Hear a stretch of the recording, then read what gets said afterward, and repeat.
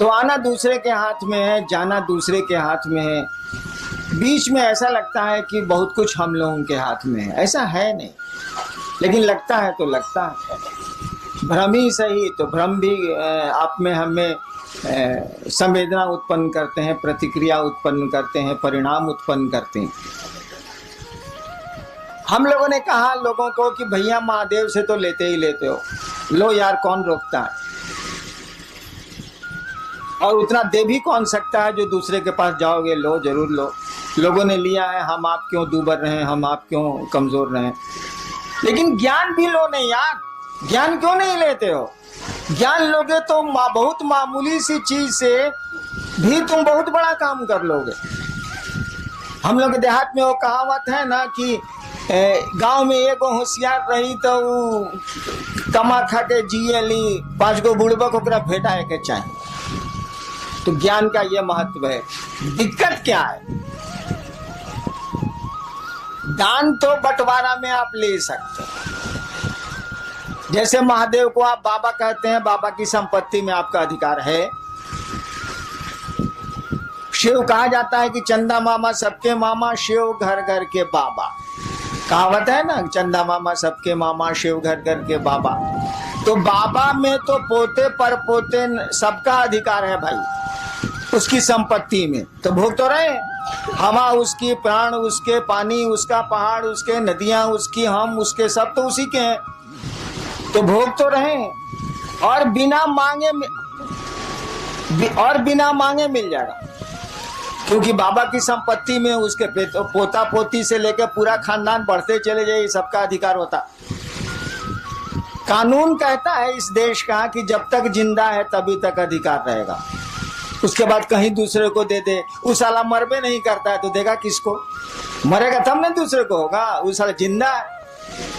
काहे कि रामनवमी में राम के जन्म की छुट्टी होती है, जन्माष्टमी में कृष्ण के जन्म की छुट्टी है। अब महादेव के जन्म का पता भारतीय सरकार को नहीं लगा तो हमको आपको कहाँ लगेगा, इसीलिए बियाह की छुट्टी है। महादेव का बियाह का छुट्टी दे, कहीं बियाह का छुट्टी सुना है आज तक किसी का? किसी भी बड़े से बड़े आदमी के शादी की छुट्टी आपको मिलती हो सरकारी दफ्तरों में, ऐसा सुना कभी? जन्म की मिलती है, पुण्यतिथि की मिलती है जिसमें वो शरीर छोड़ते हैं, पुण्यतिथि भी बहुत कम मिलती है, नहीं के बराबर मिलती है। जन्मदिन की छुट्टी मिलती है, जो हमारे यहाँ भगवान है या हमारे यहाँ जो पूज्य लोग हैं उनको उनके दिनों पर सरकार छुट्टियां देती है। लेकिन बियाह के दिन के छुट्टी मिला लोग है सरकार में, ये कभी सुनले बने रहे वालों नहीं। बियाह के दिन साला बियाह हो गई, लोग कौन बड़का बात बा। लेकिन महादेव के छुट्टी मिलेला महाशिवरात्रि, वो बियाह के दिन मिलेला। काहे कि साले सरकार कमबख्त सरकार को ही नहीं पता, हमको आपको क्या इतनी बड़ी हस्ती को नहीं पता है कि पैदा कब हुआ था। और जब पैदा ही नहीं हुआ था ये मालूम नहीं है तो मरेगा ही नहीं साला। इसीलिए बाबा आपका जिंदा है, आपको हमको हक है, लेकिन केवाला नहीं मिलने वाला। केवाला तो उसी के नाम से है। दान में एक बाप अपने बेटे को पूरी संपत्ति का पूरा टुकड़ा दे सकता है। 3 बेटे हैं तो 3 हिस्सा कर देगा वो। कहल जाला कि बंटवारा में चाउर अगर धुआ गई बात तो कर पानियों बटी, हाँ बटी, चावल का धुवन भी बढ़ता। ये हम आसमान से सीखा, धरती पर हम नहीं जानते थे इसको। चावल का धुवन भी बढ़ता है, लेकिन भाई साहब ज्ञान नहीं बढ़ता है। एक बाप अपने बेटे को, अगर 3 बेटे हैं 4 बेटे हैं तो वो 4 टुकड़े कर देगा। बंटवारा के समय चावल और अधन पर चढ़ा हुआ है तो पानी भी बांट देगा वो। लेकिन वह बहुत बढ़िया शिक्षक है तो ज्ञान नहीं बांट सकता है। उसका ज्ञान लेने के लिए उसके बेटों को उससे ज्ञान लेने की मानसिकता में आना होगा, उससे पढ़ना होगा। हम अक्सर एक किस्सा सुनाते हैं, बना के किस्सा सुनाते हैं, कौन किस्सा थोड़े। एक बाप था, उस इलाके का बहुत बढ़िया शिक्षक था, रिटायर कर गया। और जब तक वो शरीर से तंदुरुस्त था अपने बेटों को कहता था, अरे हमसे पढ़ लो, इस इलाका में हमसे बढ़िया मास्टर नहीं है, तुम भी जानते हो कि हमसे बढ़िया मास्टर नहीं है, हमसे पढ़ो। 3 गो बेटा था, 2 गो बड़का बोला तुम्हारा से पढ़े, हमारे स्कूल में नाम लिखाओ। क्या करेगा बाप, उसने स्कूल में नाम 2 को लिखा दिया। छोटका बोला कि ना बाबूजी हम तुम्हारे से पढ़े। उसने तो कहा ही था कि हाँ पढ़ो। दो बेटा कहा कि ना हम तरह से ना पढ़े, भी स्कूल में पढ़े।